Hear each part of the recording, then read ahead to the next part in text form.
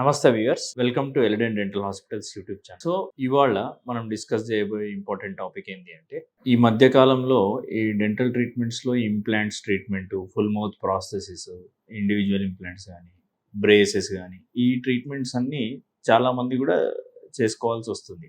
అంతేకాకుండా మనకి హెల్త్ సెక్టర్లో తీసుకుంటే ఈ డయాగ్నోస్టిక్స్లో ఎంఆర్ఐ అనేది చాలా ఇంపార్టెంట్గా యూసేజ్ చేస్తున్నారు. ఎంఆర్ఐ అనేది మనకేమన్నా బ్రెయిన్లో కానీ, లేదు బాడీలో వెన్నెముక్కలో కానీ, నీలో కానీ ఏదైనా బాడీ పార్ట్లో ఏమైనా ఇబ్బంది ఉంటే తెలుసుకోవడానికి ఈ ఎంఆర్ఐ స్కాన్ చేస్తాం. సో ఈ ఎంఆర్ఐ స్కాన్ చేసినప్పుడు బాడీలో ఉన్న కొన్ని ఇంప్లాంట్స్ వాటికి ఎఫెక్ట్ అవుతాయి. సో ఆ రకంగా మనకి ఇంప్లాంట్స్ ఎక్కడెక్కడ వేస్తారు, మనకి మామూలుగా ఆర్థోపెడిక్స్లో వేస్తారు. అంటే ఇప్పుడు for example shoulder joint replacement కానీ, నీ జాయింట్ రిప్లేస్మెంట్ కానీ, అంటే మోకాళ్ళ ఆపరేషన్ ఉంటుంది కదా అందులో కానీ, లేదంటే ఓల్డ్ ఏజ్లో కింద పడిపోయి ఏమైనా ఇబ్బంది అయిందంటే పెల్విక్ జాయింట్ రిప్లేస్మెంట్స్ అని ఎక్కడ బాడీలో రిప్లేస్మెంట్ చేసినా కూడా మనకి ఇంప్లాంట్స్ అనేటివి ఉంటాయి. సో అదే రకంగా డెంటల్కి వచ్చేసరికి కూడా ఫుల్ మౌత్ ఇంప్లాంట్స్ వేసి టీత్ పెడతాం. సో ఇట్లాంటి ట్రీట్మెంట్స్ తోటి ఎంఆర్ఐకి ఎలాంటి రిలేషన్ ఉంటుంది అంటే, ఫర్ ఎగ్జాంపుల్ మనము ఈ డెంటల్ ట్రీట్మెంట్ చేసుకుంటే ఎంఆర్ఐ చేయించుకోవచ్చా లేదా, ఒకవేళ ఎలాంటి ట్రీట్మెంట్స్ చేయించుకుంటే ఏం తేడా లేకుండా చేయించుకోవచ్చు, లేదంటే ప్రతి ఎంఆర్ఐకి డెంటిస్ట్ని కలవాలా ఏంది అనేది సందేహాలు ఉంటాయి కదా, అవన్నీ ఇక్కడ తీర్చుకుందాం మనం. బై ద వే, నేను doctor M Charan Kumar, co-founder and managing director of Elident dental hospitals. మా యొక్క centres Kondapur, KPHB, Manikonda and Banjara Hills 4 లొకేషన్స్లో ఉన్నవి. సో టాపిక్లోకి వెళ్ళిపోతే, ఎంఆర్ఐ స్కాన్స్ అంటే మ్యాగ్నెటిక్ రిజోనెన్స్ ఇమేజింగ్ అనేది దాని ఫుల్ ఫామ్.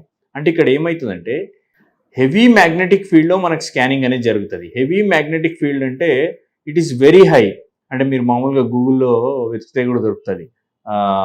డిఫరెంట్ ప్లేసెస్లో ఈ స్ట్రెచ్చర్స్ ఉంటాయి కదా, పేషెంట్ తీసుకొచ్చే స్ట్రెచ్చర్స్ కానీ, వీల్ చైర్స్ కానీ, అవే అందులోకి వెళ్ళిపోయే ఛాన్స్ ఉంటుంది అన్నట్టు, ఒకవేళ మెటల్ అయితే కనుక.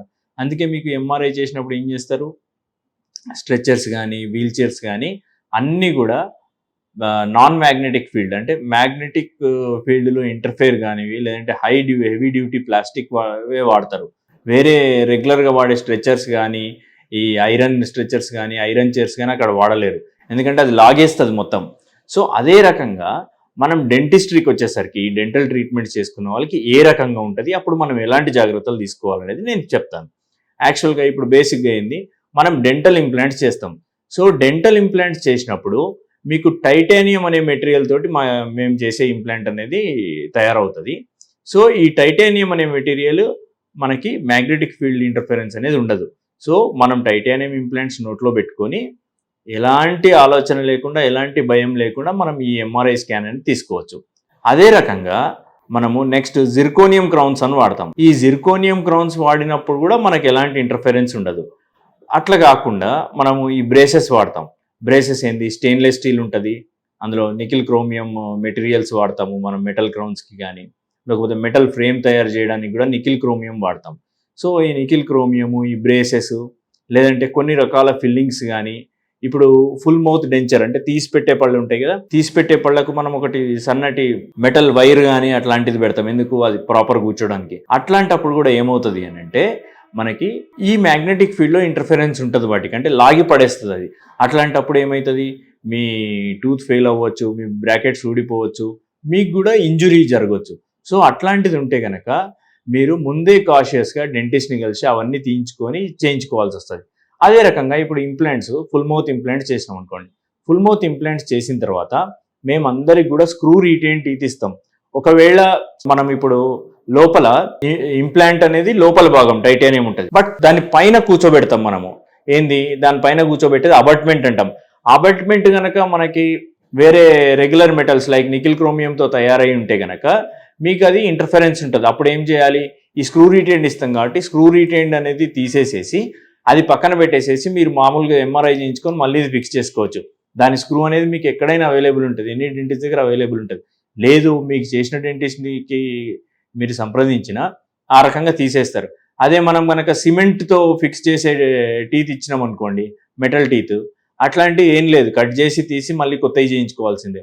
సో అందుకే మేము చాలా మటు కేసెస్లో కూడా స్క్రూ రిటైన్డ్ ఇస్తాం. అంతేకాకుండా టైటానియం అబాట్మెంట్సే వాడతాం. సో ఇక్కడ ఏమవుతుందంటే కొన్ని కాస్ట్ ఎఫెక్టివ్గా చేసేటప్పుడు ఈ టైటానియం అబాట్మెంట్స్ అనేది అందరికీ వాడలేము. అట్లాంటి టైంలో ఈ స్క్రూ రిటైన్డ్ కనుక ఉంటే మీరు ఈజీగా తీసి చేయించుకోవచ్చు. అలాంటి టైంలో ఎలాంటి ఇబ్బంది ఉండదు. అట్లా కాకుండా బ్రేసెస్ కానీ క్రౌన్స్ కానీ ఏమన్నా ఉంటే కనుక వీటిని ముందే మీరు తీయించుకోవాలి.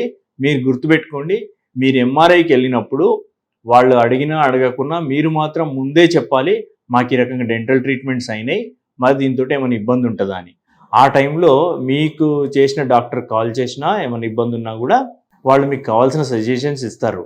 మీకు ఇంకా ఇందులో ఏమైనా డౌట్స్ ఉంటే కనుక కింద స్క్రోల్ అవుతున్న నంబర్కి వాట్సాప్ చేయండి, లేదంటే కాల్ చేయండి. We will get back to you. ఎందుకంటే ఈ టాపిక్ చేయడానికి కారణం ఏంటి అంటే చాలామంది మాకు కమెంట్స్లో పెడుతున్నారు ఎంఆర్ఐ చేయించుకోవచ్చా లేదా అని. సో 100% మీరు భయం లేకుండా చేయించుకోవచ్చు. ఎప్పుడైతే మనము ఇంప్లాంట్ టైటానియం ఉంటుంది, టైటానియం అబాట్మెంట్ వాడి దానిపైన జిర్కోనియం క్రౌన్ కానీ ఈమాక్స్ పోర్సిలిన్ క్రౌన్ కానీ చేసినాము అని అంటే మీకు ఇలాంటి ఇబ్బంది అనేది ఎప్పటికీ ఉండదు. నేను మీకు కావాల్సిన ఇన్ఫర్మేషన్ దొరికిందని అనుకుంటున్నాను. థ్యాంక్ యూ, ధన్యవాదాలు. నేను doctor M Charan Kumar, co-founder and managing director of Eledent Dental Hospitals. నమస్తే.